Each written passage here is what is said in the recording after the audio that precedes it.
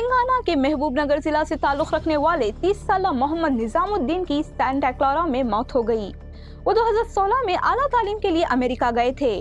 Florida میں masters مکمل کرنے کے بعد ایک سافٹ ویئر کمپنی میں ملازمت اختیار کی اور ترقی ملنے پر کیلیفورنیا منتقل ہو گئے تھے۔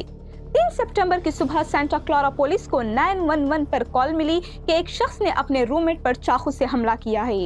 پولیس موقع پر پہنچی تو محمد نظام ہاتھ میں چاقو لیے کھڑے تھے۔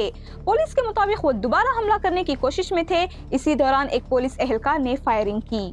انہیں ہاسپٹل منتقل کیا گیا لیکن وہاں ان کی موت ہو گئی۔ ان کے روم میٹ زخمی ہیں اور علاج جاری ہے۔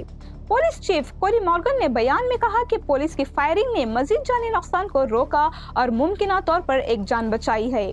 پولیس نے مکان سے 2 چاقو بھی برآمد کیے۔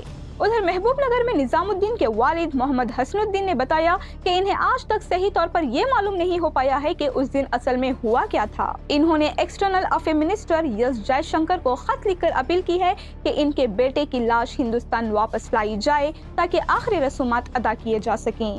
رشتہ داروں کا کہنا ہے کہ جھگڑا ایک معمولی بات یعنی اے سی کے مسئلے پر شروع ہوا تھا جو بعد میں پرتشدد ہو گیا۔ مجلس بچاؤ تحریک کے ترجمان امجد اللہ خان نے بھی مرکزی حکومت اور تلنگانہ حکومت سے فوری مداخلت کی اپیل کی ہے۔ اب خاندان اپنے بیٹے کے جسد خاکی کے انتظار میں ہے لیکن بہت سے سوالات اب بھی باقی ہیں کہ آخر 3 ستمبر کی صبح سینٹا کلارا میں اصل میں ہوا کیا تھا۔